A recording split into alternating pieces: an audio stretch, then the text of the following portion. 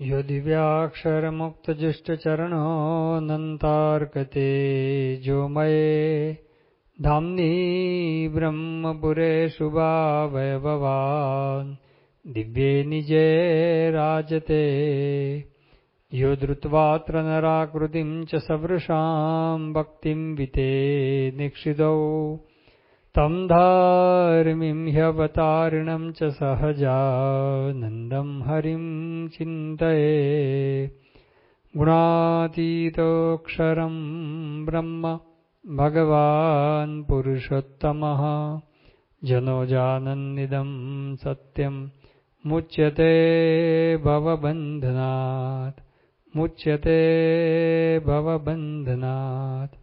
श्री स्वामिनारायण भगवाननी जय। अक्षर पुरुषोत्तम महाराजनी जय। गुणातीतानंद स्वामी महाराजनी जय। भगत जी महाराजनी जय। शास्त्री जी महाराजनी जय। योगी जी महाराजनी जय। प्रमुख स्वामी महाराजनी जय। महंत स्वामी महाराजनी जय। प्रमुख स्वामी महाराज शताब्दी महोत्सवनी जय। स्वामिनारायण हरि वचनामृत लोया प्रकरणનું પહેલું ક્રોધનું સંપૂર્ણ સત્સંગ થયાનું। સ્વામિનારાયણ હરિ સંવત 1877ના કાર્તિક વદી દશમીને દિવસ સ્વામી શ્રી સહજાનંદજી મહારાજ ગામ શ્રી લોયા મધ્યે સુરા ભક્તના દરબારમાં પરમહંસના ઉતારા મધ્યે ડોલિયા ઉપર વિરાજમાન હતા અને રૂનો ભરેલો ધોળો સુરવાળ પહેર્યો હતો અને ધોળી ચીંટની ડગલી પહેરી હતી અને માથે ધોળો ફેંટો બાંધ્યો હતો અને પોતાના મુખારવિંદની આગળ મુનિ તથા દેશ દેશના હરિભક્તની સભા ભરાઈને બેઠી હતી। આ વચનાવળમાં આપણે જોયેલું કે શ્રીજી મહારાજ ક્રોધનું ખંડન કરી રહ્યા છે। જેને ક્રોધ આવે એને શ્રીજી મહારાજે કીધું હડકાય શ્વાન જેવો જાણવો, પછી એ તો વાઘ જેવો ને કાળા સર્પ જેવો ને ભાવર ને એના જેવો કસાઈ જેવો, આવી બધી ઉપમા શ્રીજી મહારાજે પોતે આપી। એટલે શ્રીજી મહારાજ પોતે ક્રોધનું જબરજસ્ત ખંડન કરે છે। શ્રી કૃષ્ણ ભગવાને પણ ગીતાની અંદર 16મા અધ્યાયની અંદર 21મા શ્લોકમાં કીધું કે ત્રિવિધમ નરકસ્ય ઇદમ દ્વારમ નાશનમ આત્મનઃ કામઃ ક્રોધસ્તથા લોભઃ તસ્માદ એતત્રયમ ત્રજેત। આ ત્રણ છે, કામ ક્રોધ ને લોભ એ નરકના દ્વાર છે, એ આપણા આત્માનું અધઃપતન કરે છે, એટલા માટે એનો ત્યાગ કરવો જોઈએ એવું શ્રી કૃષ્ણ ભગવાને પણ એ કીધું। શ્રીજી મહારાજે કારિણીના 6ઠા વચનાવળમાં કીધું કે જે ભક્તજન કામ ક્રોધ લોભ કપટ માન ઈર્ષા મત્સર એનો ત્યાગ કરી ભક્તિ કરે તેની પર ભગવાન એ રાજી થતા હોય છે। એટલે શ્રીજી મહારાજે પોતે આવી રીતે ક્રોધનો ત્યાગ કરી અને ભગવાનનું ભજન ભક્તિ એ કરવાની વાત કરી છે। શાસ્ત્રીજી મહારાજે પોતે પણ વાત કરી। શાસ્ત્રીજી મહારાજ પોતે ચચાણાની અંદર વિરાજમાન હતા। 1943માં 1943માં શાસ્ત્રીજી મહારાજ ચચાણામાં વિરાજમાન હતા।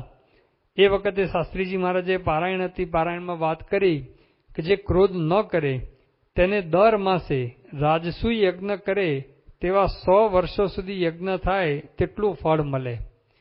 દર મહિને એક રાજસુ યજ્ઞ કરે એટલે 12 મહિનાના 12 થયા, એવા 100 વર્ષ સુધી કરે એટલે કે 1200 રાજસુ યજ્ઞ કરે અને એનું જે ફળ મળે તો કોઈ વ્યક્તિ ક્રોધ ન કરે, કોઈ ગમે એટલું બોલી જાય, કહી જાય, ગમે તેટલું કહી જાય તો પણ એકદમ આમ શાંત રહે તો શાસ્ત્રીજી મહારાજ પોતે કહે છે કે એટલું ફળ એને પ્રાપ્ત થતું હોય છે।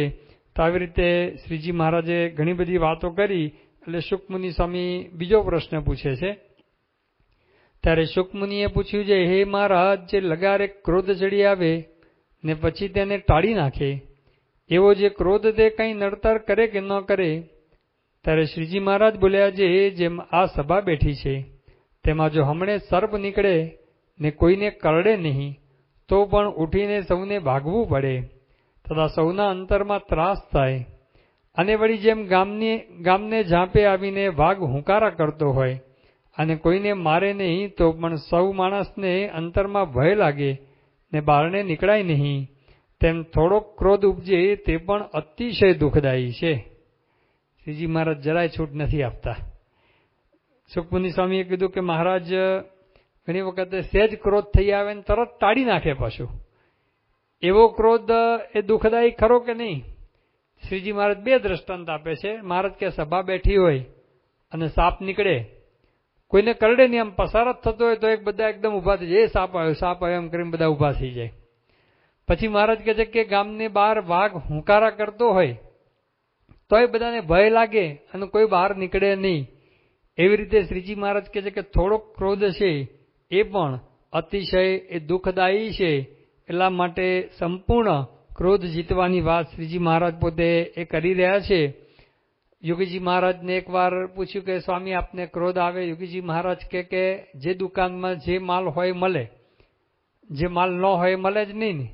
તમે કાપડની દુકાનમાં જાઓ અને પછી કોઈક રીંગણા બટાકા આપો, ન જ મળે ને. એમ યોગીજી મહારાજ કે અમારી દુકાનમાં જ ન મળે ક્રોધ. યોગી બાપા એવું બોલ્યા કે અમારી દુકાનમાં જ એ ક્રોધ મળે નહીં. મોહન સાહેબ મહારાજ વાત કરે છે કે યુવકમાં બધા ફરતા હતા સાથે, ઘણા બધા યુવકો સાથે ફરતા. એમાં એક જણનો બધા સ્વભાવ બહુ વિચિત્ર હતો. બધાને હેરાનગતિ થાય એના લીધે, એકના લીધે બધાને હેરાનગતિ થતી. એટલે બધાએ યોગીજી મહારાજને ફરિયાદ કરી કે બાપા આને કંઈક કહેવા જેવું ખરું, એમ કંઈક ઠપકો આપવો જોઈએ. શરૂઆતમાં કે યોગી બાપાએ ગણકાર્યું નહીં, પણ પછી બધાએ કીધું બહુ એટલે યોગી બાપા કે બોલાવો આપણે એને ઠપકો આપીએ. પેલા ઠપકો આપવા માટે બોલાયા, યોગી બાપા એકદમ હસી પડ્યા. મોહન સાહેબ મહારાજ કે આમ દેખાવ પણ કરી શક્યા નહીં, ક્રોધનો દેખાવ પણ યોગીજી મહારાજ પોતે કરી શક્યા નહીં. એટલે આવી રીતે યોગીજી મહારાજની દુકાનની અંદર જ આ ક્રોધ મળે નહીં. અને આપણે તો સહેજ વાતની અંદર મહારાજે આપણને ગઈકાલે બધી વાતો કરીને કેટલી કેટલી જગ્યાએ આપણને ક્રોધ આવી જતો હોય છે. તો મહારાજ કહે છે કે થોડોક પણ ક્રોધ એ અતિશય એ દુઃખદાયી કરે છે. મધ્યનું 27મું વચનામૃત છે. એ મધ્યના 27મા વચનામૃતમાં શ્રીજી મહારાજ પોતે જાહેરમાં મુક્તાન સ્વામીને પ્રશ્ન પૂછે છે. મુક્તાન સ્વામીને કહે છે કે મહારાજ કહે છે કે તમને કેટલું નિમિત્ત હોય અને શું હોય ત્યારે ક્રોધ આવે છે. પહેલા મહારાજ પોતે પોતાની વાત કરે છે. મહારાજ કે અમારે તો 1 થી લાખ રૂપિયા સુધી બગાડ કરે તો પણ પોતા સારું તો ક્રોધ આવે નહીં. અને મહારાજ કે કોઈ ધર્મનો લોપ કરે અથવા બળીઓ ગરીબને પીડે અથવા અન્યાયનો પક્ષ લે ત્યારે તેની ઉપર અમારે કોઈકને અર્થે લગારે ક્રોધની ચટકી આવે, પણ પોતા સારું તો લેશ પણ આવતો નથી. પોતા સારું તો આવતો જ નથી. બીજા માટે કોઈક ધર્મનો લોપ કરતો હોય એટલે ધર્મમાં રાખવા માટે ભગવાનને સંતનો આ ક્રોધ ના કહેવાય, પણ એ પુણ્ય પ્રકોપ કહેવાય. શ્રીજી મહારાજે અંત્યના 34મા વચનામૃતમાં પણ કીધું છે આ, કે અને 14મા વચનામૃતમાં પણ કીધું છે કે બીજાને આવા જે ભગવાનને સત્પુરુષ છે એ સત્પુરુષ એ ક્રોધ કરે છે એ તો સારા માટે છે, જેથી કરીને બધા ધર્મ મર્યાદાની અંદર ચાલે. એને પુણ્ય પ્રકોપ એ કહેવાતો હોય છે. દિવ્ય પ્રકોપ હવે તો કહીએ છીએ, દિવ્ય પ્રકોપ એ સત્પુરુષનો કહેવાય. તો શ્રીજી મહારાજ મુક્તાન સ્વામીને કહે છે અને કોઈક સારું આવે છે તે પણ ક્ષણ માત્ર પણ નથી રહેતો ને આંટી પણ બાંધાતી નથી, તેમ તમારે કેવી રીતે આવે છે ને કેવી રીતે ટળે છે.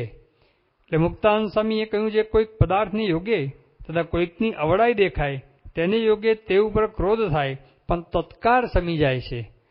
હવે જે મુક્તાન સ્વામીનો ક્રોધ એટલે બહારથી ખબર ન પડે આપણને.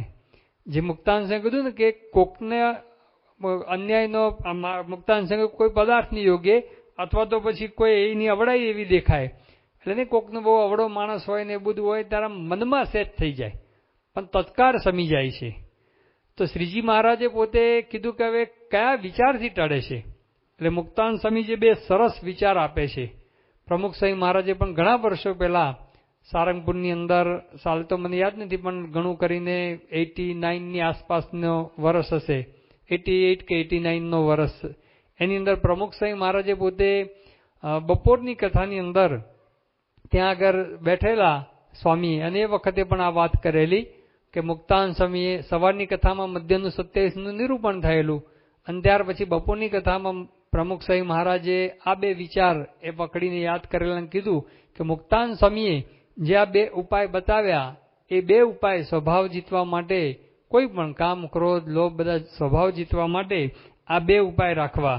એમાં મુક્તાન સ્વામી કહે છે એક તો ભગવાનનું મહાત્મ્ય વિચારીને એમ સમજાય છે જે રીતે ભગવાનનો કુરાજીવો થાય તે સ્વભાવ રાખવો નથી. ભગવાનના મહિમાનો વિચાર, અને મહિમાનો વિચાર કરીને થાય છે કે આવા મોટા ભગવાન મળ્યા, એને મારે રાજી કરવા છે. એક કુરાજી થાય એવો એકે સ્વભાવ રાખવો નથી. એટલા માટે આ તત્કાળ આ ક્રોધ ટળી જાય છે. અને બીજો સુખજીને જડભરત જેવા સંતનો માર્ગ જોઈને એમ વિચાર રહે છે જે સાધુમાં એવો અયોગ્ય સ્વભાવ ન જોઈએ. એટલે જેમ અમે સંતો છે ને સુખજીને જડભરતની વાત કરી, આપણા માટે ગુણાતીત સત્પુરુષ આદર્શ છે આપણા બધાનો. આપણા બધા માટે આદર્શ છે કે ભાઈ આપણી અંદર હરિભક્તો હોય. મહારાજે પોતે પ્રથમના 76માં વચનાની વાત કરી કે ક્રોધી, ઈર્ષાવાળો, કપટી, માની હરિભક્ત હોય તો પણ બને નહીં. તો બધાએ સ્વભાવ તો ટાળવાના જ છે. બ્રહ્મરૂપ તો બધાએ થવાનું છે.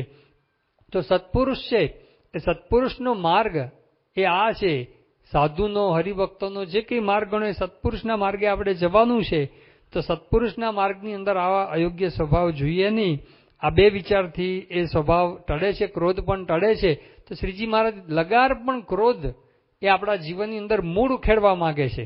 આ સ્વભાવનું એ શ્રીજી મહારાજ પોતે મૂળ કાઢવા માટેની વાત કરે છે.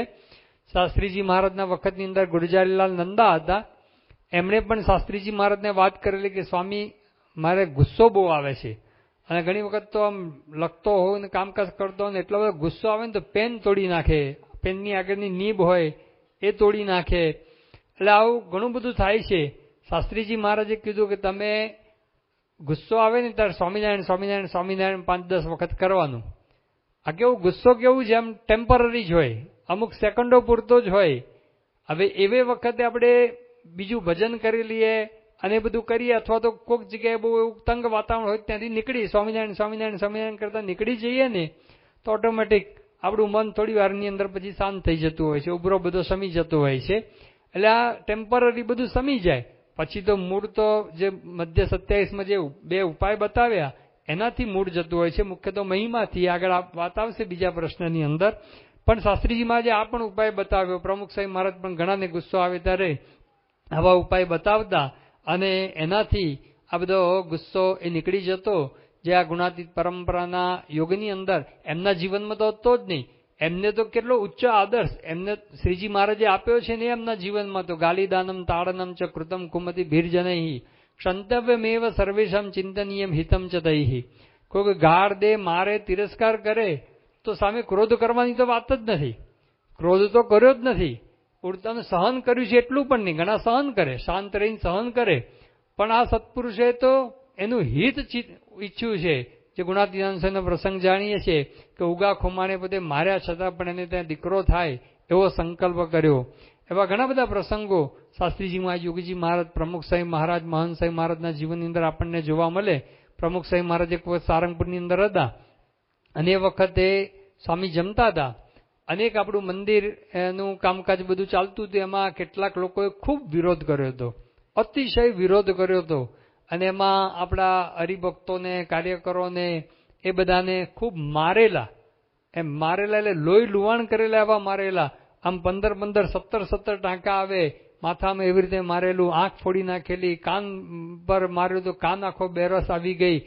આવા બધા મારેલા. સંતોની ગાડીઓના કાચે ફોડી નાખેલા. કેટલાય બધા હરિભક્તો જતા હોય એના સ્કૂટરના બધા ટાયરમાંથી હવા કાઢી નાખીને પંચર કરી નાખ્યું હોય. આવી ખૂબ હેરાનગતિ બધી કરેલી. અને તેમ છતાં પણ બધું મંદિરનું કામ ચાલતું હતું. હાઈકોર્ટમાં કેસ કરેલો, એમાં હારી ગયા. પછી સુપ્રીમ કોર્ટમાં કેસ કર્યો, એમાં હારી ગયા. હવે સુપ્રીમ કોર્ટમાં આપણી જીત થઈ એટલે બધાને ખૂબ આનંદ થઈ ગયો. હવે જેણે આટલું બધું સહન કર્યું હોય ને પછી જે જીત થાય એટલે કેટલો બધો આનંદ થાય. એટલે સ્વામી પ્રમુખ સાહેબ મહારાજ ત્યાં સારંગપુરમાં હતા અને બધા ત્યાં આગળ ઠાકોરજીને સંતોની રસોઈ આપવા માટે આવેલા, સંતો હરિભક્તો બધા. અને એ વખતે પ્રમુખ સાહેબ મહારાજ જમતા હતા. એ વખતે બધા પ્રસંગો પ્રમુખ સાહેબ મહારાજના બધા કીધા. કેવા કેવા બધાએ કર્યું ને કેવું હેરાનગતિ કરીને કેવા માર્યા ને કેવો તિરસ્કાર કર્યો ને. હવે આવા પ્રસંગો કોઈ પણ વ્યક્તિ અડધો કલાક સુધી તમે મારામારીના પ્રસંગો સાંભળો ને, કોઈ પણ વ્યક્તિ મારામારીના ખૂનના બધા પ્રસંગો બધા સાંભળો ને, કોઈ પણ વ્યક્તિના વિચારો, લોહી બધું ઉકળી જ જાય. સ્વાભાવિક છે. અંતરની અંદર આપણે બધું આમ એકદમ અકળામણ થઈ જાય, ઉકળી જાય અને આમ બોલી જ જાય કે ભાઈ આમ તો એ લોકોને તો દંડ થવો જોઈએ, આવો શબ્દ નીકળી જ જાય, અથવા તો મનમાં વિચાર આવી જાય. પણ આટલું બધું સાંભળ્યા પછી પ્રમુખ સાહેબ મહારાજનું જમવાનું પૂરું થયું. આ બધા સંતો ત્યાં સામે બેઠેલા. પ્રમુખ સાહેબ મહારાજે પોતે ત્યાં આગળ આમ માળાની એક્શન કરી.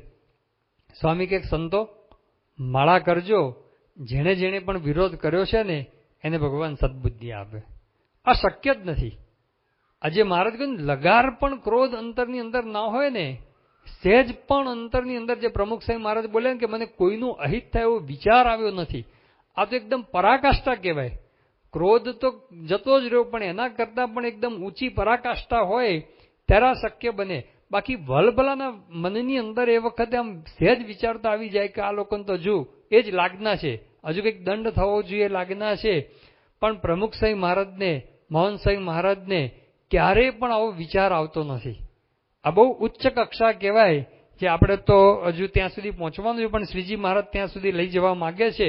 મહારાજ કે લગારેક પણ ક્રોધ આવે એ પણ અતિશય ખુવાર કરે ને શ્રીજી મહારાજે સંતો ભક્તોને એવી રીતે વર્તાવ્યા પણ છે. મહારાજ પોતે આણંદની અંદર જવાના હતા, આમંત્રણ આપ્યું હરિભક્તોએ. શ્રીજી મહારાજ તો જાણતા હતા, સાથે સંતો હતા, એમને તો મહારાજે આ પાઠ આપેલા જ, પણ સાથે બધા પાર્ષદો મહારાજના સેવકો, બધા કાઠી દરબારો એ બધા હતા. એમને મહારાજે પહેલેથી જ કહી દીધું, શ્રીજી મહારાજ કે ત્યાં આપણું ભવ્ય સન્માન થવાનું છે. એટલે બીજા શબ્દોમાં, એટલે કે આપણું બધું જે કંઈ અપમાન થાય, તિરસ્કાર કરે, ગમે તે કરે, મહારાજ કહે છે કે કોઈએ એ કંઈ બીજું ઊંચી આંખ કરીને જોવાનું નથી, સહન કરવાનું છે. અને આટલું બધું મહારાજે પોતે લોકો બધા છાણ નાખ્યા ને બધું ધૂળ નાખીને ગાળો દીધી ને ઘણું બધું એ આણંદમાં અપમાન થયું. અને આટલું બધું થયા પછી મહારાજ પોતે બહાર તળાવ પાસે આવ્યા, ગોયા તળાવ પાસે બહાર આવ્યા ને બધું મહારાજે બધું સાફસૂફી કરીને બધું ક્લિયર થઈને એ વખતે શ્રીજી મહારાજ શું બોલ્યા કે આપણે ઈડરીઓ ગઢ જીતી ગયા. બધા પાર્ષદો ને બધા કાઠી દરબારો, મહારાજ લોકો અમને નોકરીમાં નહીં રાખે કે આ શ્રીજી મહારાજની ભેગા હતા, મહારાજનું આટલું રક્ષણ કરી શક્યા નહીં. મહારાજ કે આપણે તો આ શાંત સ્વભાવે રહેવું એ આપણો ધર્મ છે. ને શ્રીજી મહારાજ એ વખતે આવી રીતે એ લોકોને પણ ક્રોધ જીતવાની બધી વાતો કરી. તો શ્રીજી મહારાજે પહેલેથી જ આ સંતો ભક્તોને આ રીતે વર્તાવ્યા છે. અને સત્પુરુષના યોગની અંદર આ બધાનો ક્રોધ ટળે છે એ પણ આપણે જોયેલું છે. ડૉક્ટર ત્રિવેદી સાહેબ છે અમદાવાદની અંદર, તે અમદાવાદની અંદર આપણે એક સંત છે, પૂજ્ય પ્રિય સ્વરૂપ સ્વામી છે, આ એમના પૂર્વાશ્રમના પિતાશ્રી થાય ડૉક્ટર ત્રિવેદી. ડૉક્ટર ત્રિવેદી પોતે કહે છે કે મને એટલો બધો ગુસ્સો, ઘણી વખત તો ચાલુ ઓપરેશને પણ મને ગુસ્સો આવી જાય, અને નર્સ હોય ને બધા હોય એની પર પણ ગુસ્સો થઈ જાય, આટલો બધો કે મને ગુસ્સાવાળો સ્વભાવ. પરંતુ આ યોગીજી મહારાજના યોગમાં પોતે આવેલા અને પછી પ્રમુખ સાહેબ મહારાજ યોગમાં વધારે રહ્યા કે પ્રમુખ સાહેબ મહારાજના યોગમાં આવ્યા પછી મારો ગુસ્સો એટલો કે ખબર જ ના પડે, બધો ગુસ્સો જતો રહ્યો, આખો ક્રોધનો સ્વભાવ જતો રહ્યો. અત્યારે એમની પાસે તમે બેસો, ઉઠો, વાતચીત કરો ને તો તમને એવું લાગે, આપણને પોતાને ફીલ થાય કે એકદમ આમ શાંત, એકદમ નમ્ર. સહેજે વાર્તાલાપમાં નહીં ખબર પડી જાય, કોકની સાથે આપણે વાર્તાલાપ કરીએ, બેસીએ, ઉઠીએ, અને એમને તો આપણે તો ઘણા વર્ષોથી ઓળખીએ છીએ, તો એકદમ શાંત ઉઠતાના મૂર્તિ હોય ને એવા આપણને લાગે. તો જો ગમે તેવો ગુસ્સાવાળો સ્વભાવ હતો એ પણ સત્પુરુષને યોગે જતા રહ્યા. બોચાસણની અંદર એક વખત ઘણા વર્ષો પહેલા એક હરિભક્તે પોતે વાત કરેલી કે એમને પણ વર્ષો પહેલા કેવો ગુસ્સાવાળો સ્વભાવ હતો કે પોતે ઘરની અંદર હતા અને એમની દીકરી હતી એ કંઈક રેડિયો સાંભળતી છે. એટલે એમણે બપોરે કંઈક ઉનાળાનો સમય આરામ કરવો હશે એટલે એમ કીધું કે રેડિયો બંધ કરી દે. દીકરીએ છે ધીમો કરી દીધો, જેથી કરીને અવાજ પહોંચે નહીં એવો ધીમો કરી દીધો. પણ ઘણી વખત કેવો આમ ધીમો અવાજ હોય ને પણ આમ સહેજ આમ સંભળાતું હોય. એટલે અમને એટલો ગુસ્સો ચડ્યો ને તો ઊભા થઈને સીધો રેડિયો લઈને પછાડીને તોડી જ નાખ્યો. આવો ગુસ્સાવાળો સ્વભાવ. એક વખત એમનો દીકરો વેકેશન હતું ઉનાળાનું ને બહાર સાયકલ ફેરવતો હતો. રાણે કીધું સાયકલ મૂકી દે, ઘરમાં આવી જા, વાંચવા બેસવાનું કીધું હશે તો જે કંઈ હશે. અને એ વખતે છોકરો માન્યો નહીં, નવી કંઈક સાયકલ લાવ્યો હશે એટલે આમ ફેરવતો હશે એને. અને આ પોતે એમણે વખત કંઈક બુમલા જેવું કંઈક વાત કરી, પણ મોટો ધોકા જેવું કંઈક લીધું. એટલે પેલા છોકરાને તો પપ્પાનો સ્વભાવ ખબર હતો એટલે સીધું સાયકલ મૂકીને ભાગ્યો હતો. પણ આને એટલો ગુસ્સો ચડ્યો હતો તો સાયકલ એવી ધોકે સાયકલને એવી મારીને પછાડીને એવી તોડી નાખીને પેલા રિપેર કરવા માટે લઈ ગયા ને તેને કીધું કે આ કયો પ્રકારનો એક્સિડન્ટ થયો, કે આવું ચારે બાજુથી એક્સિડન્ટ થાય તો આગળ ભટકાય, પાસે સાયકલનો કે એવો મોટો એક્સિડન્ટ થાય નહીં, આ કેમની આવી રીતે તૂટી છે. એને ક્યાં ખબર હતી આ તો ક્રોધનો એક્સિડન્ટ હતો, એ ક્રોધનો એક્સિડન્ટ હતો. આવો સ્વભાવ હતો. પ્રમુખ સ્વામી મહારાજને કે એકવાર મળ્યા સ્વામીને કીધું તો સ્વામી કે ના પ્રાર્થના કરવાની, ભજન કરજો, સ્વામિનારાયણ સ્વામિનારાયણ બધું નીકળી જશે. અને બાપાના આશીર્વાદથી એ સાવ ક્રોધ કે અત્યારે મારો નીકળી ગયો.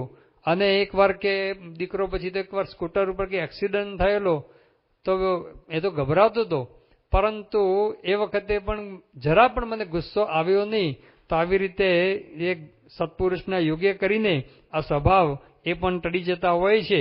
શ્રીજી મહારાજે અંત્યના 28મા વચનાવળમાં પણ ખૂબ સુંદર ઉપાય બતાવ્યો છે, જે મધ્યના 27મા મુક્તાનંદ સ્વામીએ કીધું એ જ ઉપાય છે. પણ શ્રીજી મહારાજ પોતે કહે છે ભગવાનની અને સંતની એવી રીતે મોટાઈ જાણતો હોય એવી રીતે, એટલે ઉદ્ધવજીની વાત કરે છે આગળ. ઉદ્ધવજી જેવો ભગવાનનો અને ભગવાનના સંબંધવાળી જે ગોપીઓનો મહિમા સમજતા હતા, એમ શ્રીજી મહારાજ કે એવી રીતે જે મહિમા જાણતો હોય, મોટાઈ જાણતો હોય ભગવાનની સંતની મોટાઈ જાણતો હોય તો માન, ઈર્ષા અને ક્રોધ રહે જ નહીં. આપણે કેવું છે કે આપણા કરતા બીજાને નાના સમજીએ છીએ, એટલા માટે એના ઉપર ગુસ્સો આવે છે.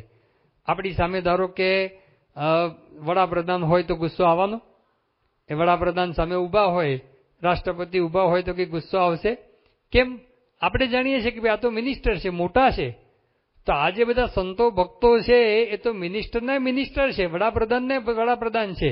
શ્રીજી મહારાજે કીધું ને કે જેને સત્સંગનો યોગ થયો તો અનંત બ્રહ્માંડનો રાજા થઈ ગયો, એના કરતાં પણ અધિક થઈ ગયો. તો વર્લ્ડ કિંગ કરતાં પણ મોટા થઈ ગયા સત્સંગી. તો પછી આવી જો મોટાઈ સમજાઈ હોય શ્રીજી મહારાજ કે, તો પછી માન, ઈર્ષા અને ક્રોધ એ રહે જ નહીં, એવી શ્રીજી મહારાજ પોતે વાત કરે છે. તો આવી રીતે મહારાજે પોતે આ અહીંયા ક્રોધનું જબરજસ્ત ખંડન કર્યું. અને જુદા જુદા વચનામૃતની અંદર આ મધ્યનું 27મું વચનામૃત છે, અંત્યનું 28 વગેરે વચનામૃતમાં મહારાજ એના ઉપાય પણ બતાવે છે કેવી રીતે ક્રોધ જીતવો. પછી નાના નિર્માનંદ સ્વામીએ પ્રશ્ન પૂછ્યો છે, કામને મૂળમાંથી ઉખેડી નાખવો તેનું શું સાધન છે? નાના સંત છે નાના નિર્માનાનંદ, પણ પ્રશ્ન કેવો પૂછે છે? કામને મૂળમાંથી ઉખાડી નાખવાનું, મૂળ એનું નીકળી જાય એવો ઉપાય પૂછે છે.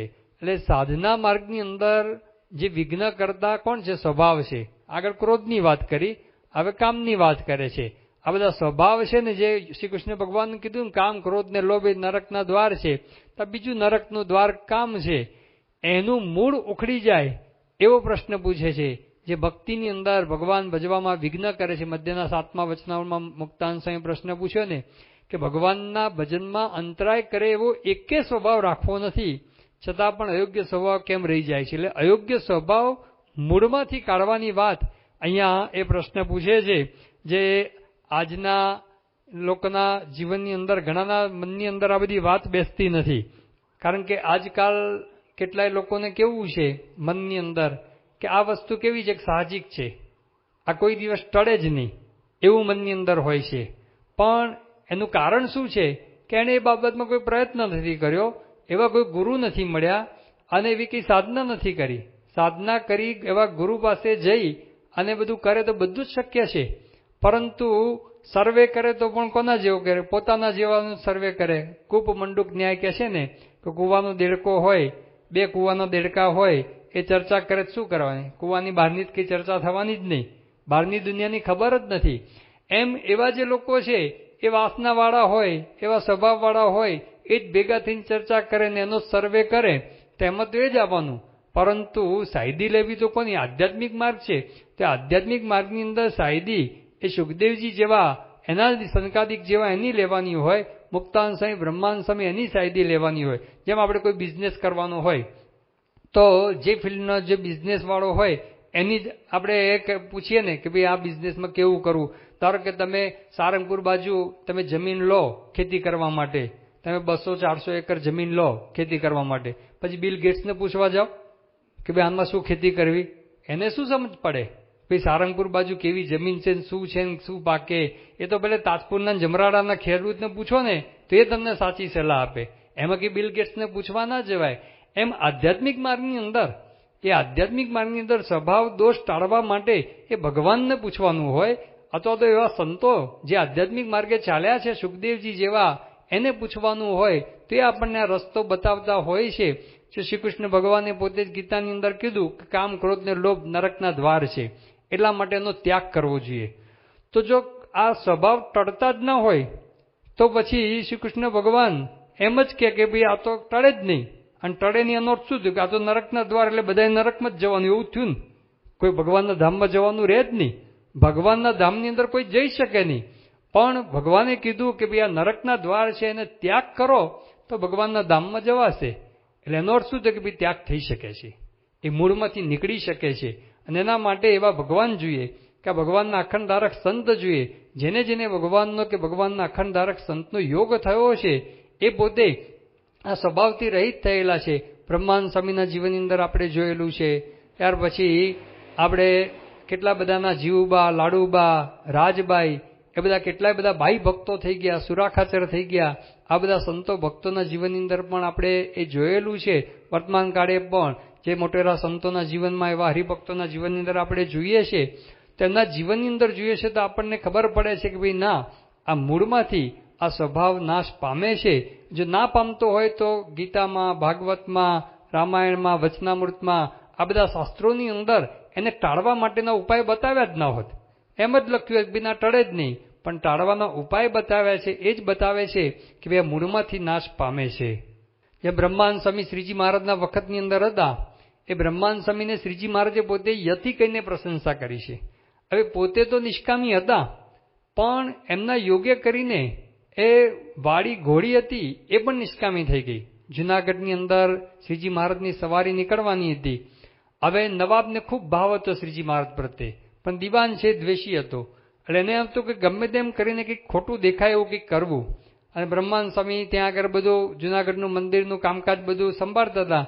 એટલે પછી થયું કે બ્રહ્માનંદ સ્વામી એમના માટે આપણે એવી ગોળી આપીએ ને કે જેથી કરીને આ બધો અવાજ થાય અને બીજા બધા ઘોડાઓને દેખે ને એટલે ભડકે, અને ભડકે ઝાડ થાય એટલે પાડે.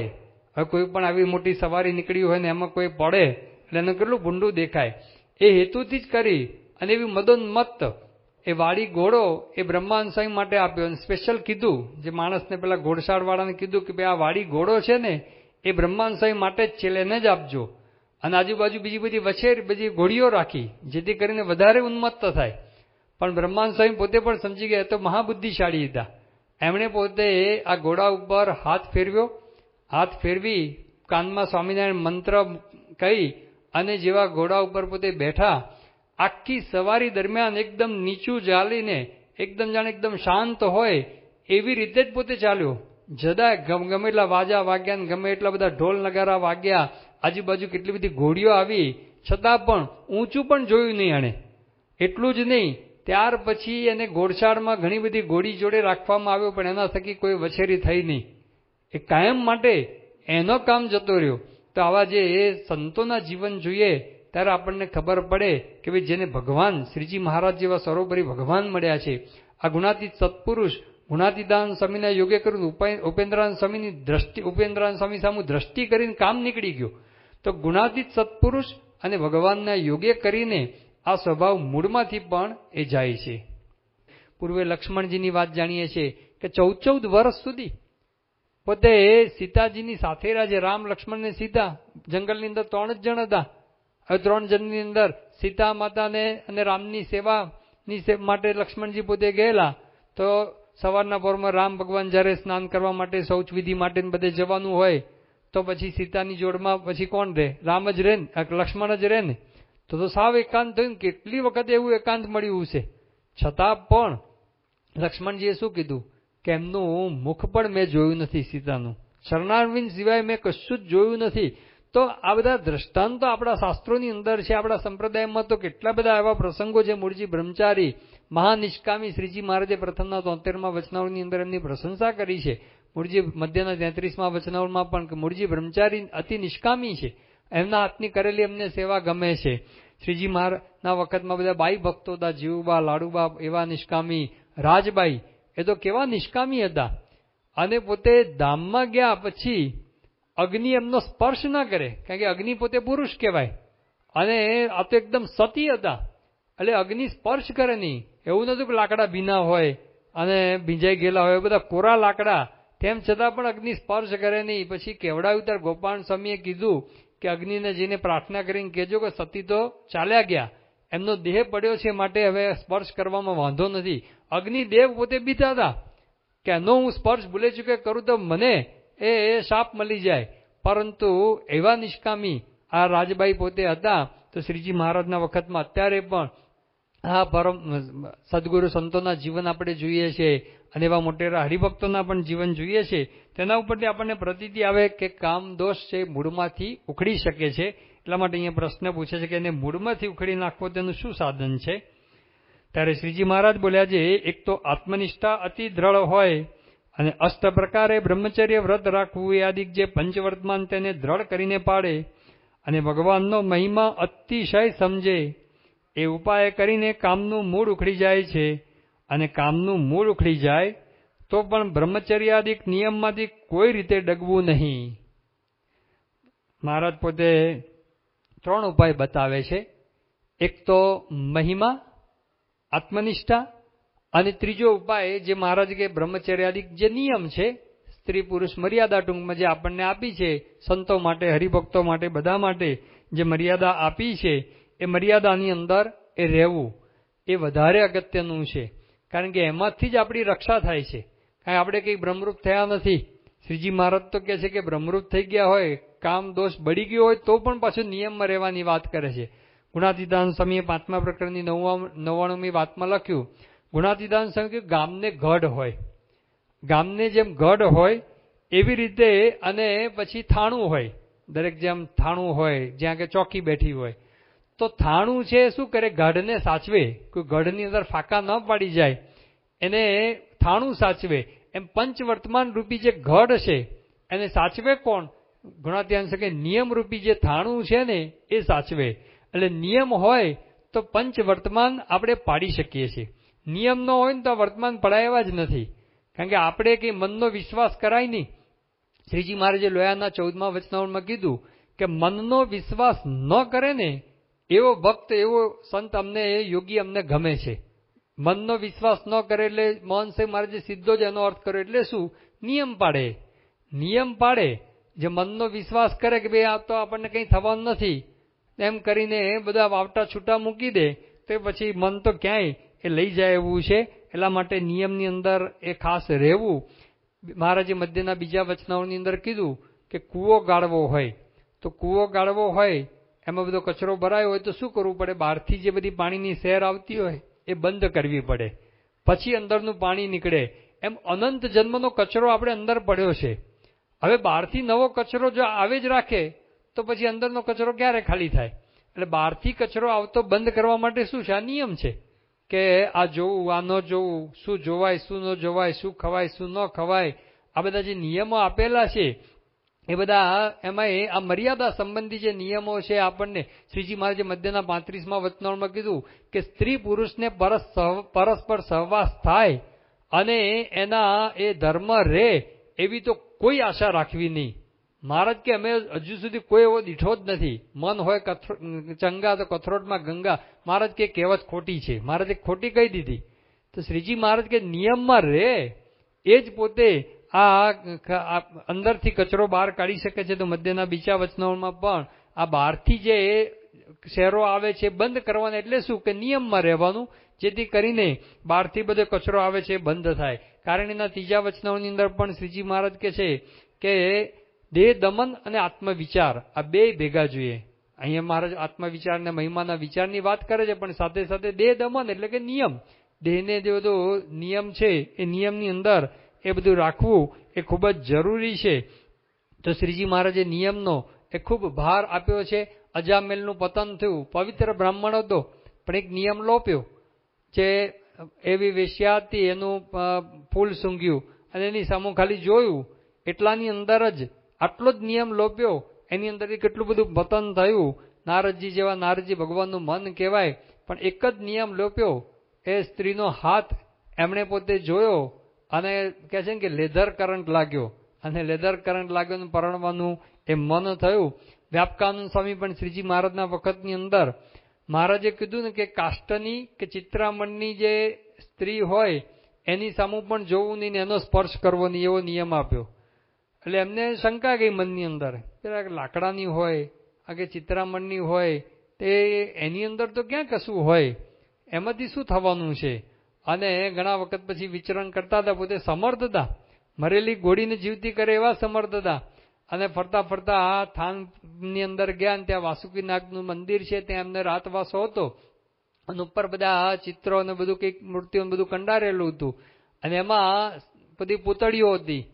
પણ રાત્રે આમ જોયું તો આમ જાણે હલતી હોય ને એવું લાગ્યું અને એકદમ એમાંથી વિકાર થયો. તરત જ પોતે જાગ્રત હતા, શ્રીજી મહારાજના સંત હતા, એટલે એને ખબર પડી કે ભાઈ મહારાજે આ મારી શંકા દૂર કરવા માટે જ આ કર્યું છે. તરત ઊભા થઈને ત્યાંથી નીકળી ગયા પોતે અને ખબર પડી કે ભાઈ શ્રીજી મહારાજે જે નિયમ આપ્યા છે એ આપણા સારા માટે છે. એટલા માટે જેણે જેણે પણ આ નિયમનો એ લોપ કર્યો છે એ વર્તમાન એનાથી પડી શકતા નથી. એટલા માટે મહારાજ નિયમની ખૂબ વાત કરે છે. અને પછી બીજી વાત કરે છે કે આત્મનિષ્ઠા અને ભગવાનનો મહિમા. આત્મનિષ્ઠા એટલે દેહ એ હું નથી, હું એનાથી જુદો આત્મા છું. શ્રીજી મહારાજે આમ તો જ્યાં જ્યાં વાસના ટાળવાની વાત કરી, સ્વભાવ ટાળવાની વાત કરી, કામ ટાળવાની વાત કરી, મોહ ટાળવાની વાત કરી, જુદા જુદા શબ્દો વાપર્યા છે. તો પ્રથમનું 60મું વચનાવળ હોય, પ્રથમનું 73મું વચનાવળ, સારંગપુરનું 1લું વચનાવળ, સારંગપુરનું 5મું વચનાવળ, લોયાનું 16મું વચનાવળ, મધ્યનું 1લું વચનાવળ, અંતનું 20મું વચનાવળ. આ ઘણા બધા વચનાવળની અંદર શ્રીજી મહારાજે સ્વભાવ, વાસના, મોહ ટાળવા માટે આ બે ઉપાય તો બતાવ્યા જ છે, આત્મનિષ્ઠા અને ભગવાનનો મહિમા. તો આ ઉપાય આપણે સારંગપુરનું 1લું વચનાવળ, પ્રથમ 60 વગેરે વચનાવળમાં વિસ્તારથી બધું જોઈ ગયા છે. પ્રથમનું 20માં પણ આત્મવિચારની ઘણી બધી વાતો જોઈ ગયા છે કે દેહથી જુદો હું આત્મા છું. આ એક જો મનાઈ જાય ને તો પછી નિયમ પાડવા પણ ઇઝી થઈ જાય કે ભાઈ આપણે નિયમ લોપ થતો હોય તો તરત જ વિચાર આવી જાય કે ભાઈ હું તો આત્મા છું, આ મારાથી આ થાય નહીં. જેમ સિંહ હોય એ ગમે તેવો મરવા પડ્યો હોય, સિંહ ગમે તેવો મરવા પડે તો પણ એની આગળ તમે ખડ લાઈન મૂકો, ઘાસ લાઈન મૂકો તો ખાય ખરો? હા, મસાઈ મારામાં આપણે જોઈએ છે ઘણા બધા સિંહને શું થાય છે, દાંત પડી જાય છે. છેલ્લી અવસ્થામાં શું થાય, દાંત પડી જાય છે અને પછી એ એકલો અડતુલો ફરતો હોય છે. એ શિકાર મળે ન મળે ને બધું, કારણ કે ચાલ દોડી શકે નહીં, શિકાર કરી શકે નહીં અને એના ગ્રુપમાંથી પણ ઘણી વખત છૂટો કરી દે છે. પણ એ ભૂખ્યો મરી જાય પણ ઘાસ ખાય ખરો? બાકી તો કેટલું બધું મસાઈ મારામાં તો ઘાસ હોય છે. તો કેમ? એને જાણે કે આ મારો ખોરાક નથી. એમ આપણને એક વિચાર આવી છે કે દેહથી જુદો હું આત્મા છું, હું આત્મા છું. આ પંચ વિષય છે, માઇક પંચ વિષય છે તો દેહનો ખોરાક છે, મારો ખોરાક નથી. મારાથી આ ખોરાક ના લેવાય, મારાથી આ ના જોવાય. એ તરત જ વિચાર, જો આત્મવિચાર ખરેખર જો દ્રઢ થયો હોય તો એનાથી આપણે જુદા પડી જઈએ છીએ. જે મુક્તાંશ કહ્યું, જ્યાં લગી દેહને હું કરી માનશે ત્યાં લગી ભોગ વિલાસ ભાવે. કે જ્યાં લગી દેહને હું કરી માનશે ત્યાં બધી ભોગ વિલાસ બધું દેહની સાથે વળગેલું જ છે. પણ દેહથી જુદો આત્મા માને તો બધા ભોગ વિલાસ બધું નીકળી જતું હોય છે. તો એક આત્મવિચાર મહારાજ વાત કરે છે. સત્પુરુષ આપણો આત્મા છે એ જો સબીજ આત્મજ્ઞાન દ્રઢ થાય તો પછી કોઈ પ્રશ્ન જ ના રહે. અને બીજો મુખ્ય મહિમાનો વિચાર મોહન સાંઈ મહારાજે એક પત્રની અંદર લખ્યું કે માન અને કામ કોઈ રીતે ટળે એવા નથી. બીજા પણ એક દિવસ પછી લખ્યું કે કોઈ રીતે ટળે એમ નથી, પણ મુખ્ય તો માન અને કામ એ કોઈ રીતે ટળે એવા નથી. પણ જો પ્રાપ્તિનો વિચાર કરીશું ને, મહિમાનો વિચાર કરીશું ને તો ઓટોમેટિક એ નીકળી જશે. તો પ્રાપ્તિનો વિચાર, મહિમાનો વિચાર એ જીવની અંદર વારંવાર મોહન સાંઈ મહારાજ ઘૂંટાવે છે. એનું કારણ આ કે જો ખરેખરો મહિમા સમજાયો કે આવું ભગવાનનું અલૌકિક સુખ જે સારંગપુરના 1લા વચનાવળમાં અને લોયાના 18મા વચનાવળમાં જે વાત કરી છે એ જો મહિમા આપણને સમજાઈ જાય તો ઓટોમેટિક આ સ્વભાવ દોષ એ બધા નીકળી જતા હોય છે. પણ આ મહિમાની વાતો જે કરી છે ને એમાં વિશ્વાસ, જે મોહન સાંઈ મહારાજ મુખ્યત્વે કહે છે કે દ્રઢ વિશ્વાસ. આ જે મહિમા આપણને જે વાતો કરી છે વચનાવળમાં, સત્પુરુષે આપણને મહિમાની વાતો કરી છે સાચી છે એવો દ્રઢ વિશ્વાસ આવી જાય તો પછી એમાં આપણને પ્રતીતિ આવે અને કામ દોષ મૂળમાંથી નીકળી જતો હોય છે. પછી છેલ્લે મહારાજ પાછો એક જ ઉપાય ઉપર આવી જાય છે. કામનું મૂળ ઉખડી જાય તો પણ બ્રહ્મચર્યાદિક નિયમમાંથી કોઈ રીતે ડગવું નહીં, એ તો પાછું રાખવાનું જ. મૂળ ઉખડ્યા પછી પણ વરદાનના 20મા વચનાવળમાં મહારાજ કહ્યું, જનક રાજા જેવી સમજણ થઈ હોય ને તો પણ કુસંગ તો કરવો નહીં. કુસંગ તો કરવો નહીં એટલે કે ત્યાં આગળ પંચ વિષયનો યોગ રાખવો નહીં. કારણ કે પંચ વિષયનો યોગ હોય ને નિર્લેપ રહેવાય. મહારાજે ના પડી કે ઉપાધિમાં નિર્લેપ કોઈ રહી શકે એમ છે જ નહીં. અને અતિશય કામનું મૂળ ઉખાડ્યાનો તો ઉપાય એ છે જે ભગવાનનો મહિમા સારી પેઠે સમજવો. મહારાજ કે અતિશય કામનું મૂળ આમ લેશ માત્ર પણ ના રહે, એક અંશ પણ ના રહે ને એવું મૂળ ખેડવા માટે મહારાજ કે ભગવાનનો મહિમા સારી પેટે સમજવું. સારી પેટે જો મહિમા સમજાય, મધ્યના 13મા વચનામાં કીધું કે એ સ્વરૂપને તમે દેખો છો પણ તમારા સમજામાં પરિપૂર્ણ આવતું નથી. પરિપૂર્ણ સમજામાં આવે તો પંચ વિષય કામ ક્રોધાદિક સ્વભાવ એ સહેજે જીતાઈ જતા હોય છે. તો આવી રીતે શ્રીજી મહારાજે એ મહિમાના વિચાર આપણને બતાવ્યો કે અતિશય મહિમા સમજાય તો પછી આનું મૂળ ઉખડી જતું હોય છે. તો આ ઉપાય શ્રીજી મહારાજે જે બતાવ્યા છે એ આપણા જીવનની અંદર દ્રઢ થાય એ જ પ્રાર્થના. શ્રી સ્વામિનારાયણ ભગવાનની જય.